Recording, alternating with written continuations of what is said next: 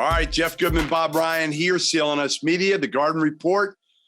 Bob, the Celtics are rolling. They continue to roll, but they might have suffered a huge blow here with Robert Williams going out with a knee injury, got hurt some point in the fourth quarter, comes out of the game, and now it comes out that he's going to be out an extended period of time. Is it a month?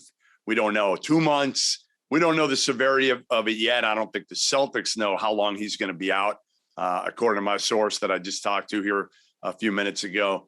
But this is disastrous because they've got all the momentum. And as long as they had all their guys out at the same time, they look to be almost unbeatable. I mean, the momentum they had has been insane. And the chemistry that they've developed has been, again, mind-boggling, the turnaround. The last 6 victories, and each of them have led at least by 20 points at some point in each game. I have never, as I like to say often, try to be judicious with the use of the words always and never. I don't think I know I've never encountered a team that won 6 games in a row leading by 20 at some point in each one. They're 29-7 since they were 18-21 after a terrible loss to the Knicks on January 6th. They're now they're tied with Miami for first in the East. They're ahead of the division by half a game. And this is the worst, it's a horrible news. The worst possible news would be Jason Tatum.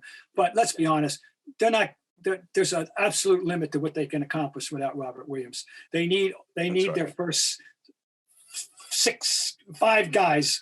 They need them all. Yep. They need them all to be what they are. That's it. They cannot replace him. He is not replaceable. They will put a body in. Daniel Tice is going to get lots of minutes. But it's not. Luke Cornett's not the answer.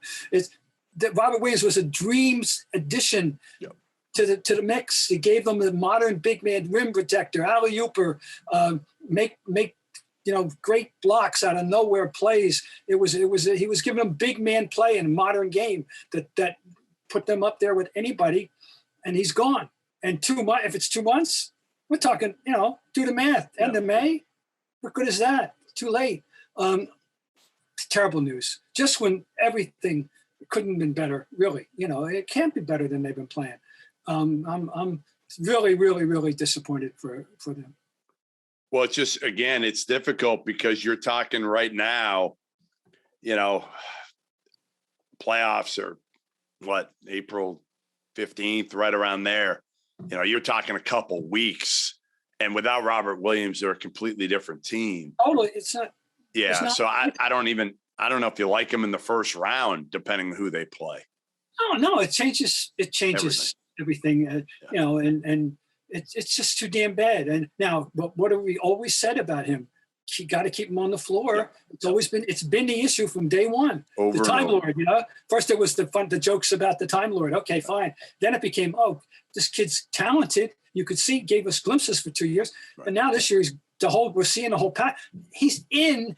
Well, they have put him in the conversation for Defensive Player of the Year. He's not going to get it, but he's worthy of. It's not a joke to put him in that category. He outplayed Rudy Gobert the other night at home, and doing with Rudy. He out-Rudied Rudy right that night. So, it's just too bad. There's nothing good to be said about it. Just isn't. No, it's the timing couldn't be worse. The timing could not be worse for this. I want to give a salute to what they've been doing because I've long resisted. I resented, the idea that regular seasons are meaningless and it's all about the playoffs. And because that's just at odds with the true rooting experience. You want to win the playoffs, but the point is, what this team has done for their fans in the last 2 months, and to give them the nightly show that they had put on. I remember, and I'll say this, and I've long, cited that the 85-86 season, I'm hardly alone. It's the best Celtic team of all time. That is not arguable, okay? No. That was their best team. Sorry, Russ. Sorry, Havlicek. Sorry, Dave. That was the best Celtic single-season team of all time. Okay. And I wrote a line in somewhere down the stretch, Jeff, and this is totally shameless when you're going around quoting yourself, but damn it, I'm doing it. Yeah. I wrote that this team has rendered meaningless the concept of the meaningless game because every night is an extraordinary show. Yep. Well, this group was giving this generation of fans 36 years later a similar experience in the last month. And the part of it that made it, I guess, so unique is that we had given up on this team. Hey, what did I say? You remember what I said beginning of February? Give me one good month. I'm tired of blowing leads. I'm tired of you guys underachieving. I'm tired of losing teams that shouldn't lose. Why, Bob? Why? Why do you think? I'm going to read you somebody close to the Celtics their explanation in a minute for why the turnaround. Well, I know it's accounted for technically, but why everything fell into place at once? Yeah. I mean, here, off the top of my head, Jason Tatum calibrating his game, figuring out how to take over, when to take over, how to play up to the strengths of his teammates, not, when to take the big three, when to go to the basket, when to pass the ball, all that stuff. He's figured it out. Jaylen Brown staying healthy.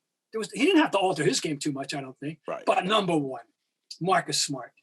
I was among the many who said, I love him for everything he does at the other end of the court, but don't tell me he's a point guard. That's nonsense. He's not a point guard. Well, guess what? He turned into one. As a point guard, culminating in that game this week when he dishes out 13 assists and takes 3 shots.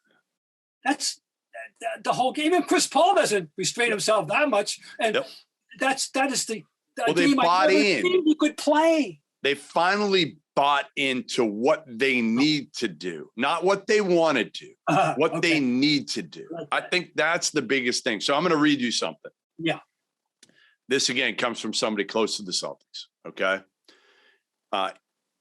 I'll paraphrase it a little bit. But basically, it was Ime being able to hold these guys accountable. After a 25-point meltdown, that was his moment to be able to hold players and even coaches accountable. Guys didn't like switching either. He basically said, screw that. Get tougher. We're going to switch. He coaches Tatum and Jaylen Brown hard, which we know that really wasn't Brad. That wasn't. That's not Brad's MO. That's not what he's going to do. He's not necessarily going to get up in their face and challenge him. Basically, he said, people around there have not seen this team as connected as they've been, which is no surprise. I mean, winning breeds connectivity too. Let's be honest. You've got to switch some things and then win. Then you feel good. I thought, and I don't know if I told you this last time we talked, I probably did. I thought part of it was these guys getting tired of hearing that they couldn't, Tatum and Jaylen couldn't play together, tired of hearing that nobody wanted to watch them play together, and finally moving the basketball, all of them. Like I said, not what you want to do, what you need to do for this team. And they all kind of did it. They all did it. And then you brought in Derek White, who I know they started winning before that a few games, but Derek White, they also got rid of 7 guys, Bob. Yeah, right. Right. There were some guys shipped off that didn't really fit, right? Like Romeo didn't fit. Dennis Schroeder didn't really fit the locker room. There were some other guys that again, I'm not going to say were like bad team guys, but they didn't add to the now you got guys down the end of the bench, team guys that understand their role, right? Their role isn't that much. Their role is to sit there and be good practice guys when their numbers call, come in, give them a couple minutes, but they're not fighting for more than that. So I think the chemistry is a lot better too. And of course, Pritchard has found his shot and really been an asset. It was beautifully, it was working beautifully. And and now it's just such a downer. It is. God, it is. It's a downer. It's a downer. No doubt. No doubt it's a downer, Bob. But if you're a Celtics fan, you still feel pretty good about where you're going to go into next year, right? You can build, add one more piece, Brad Stevens, add one more piece. And now we go in with a ton of optimism, pick up where you left off, get everybody healthy. And that's obviously going to be the key for Robert Williams is be healthy. All right, Jeff Goodman, Bob Ryan, CLNS Media, The Garden Report. We'll see you next week.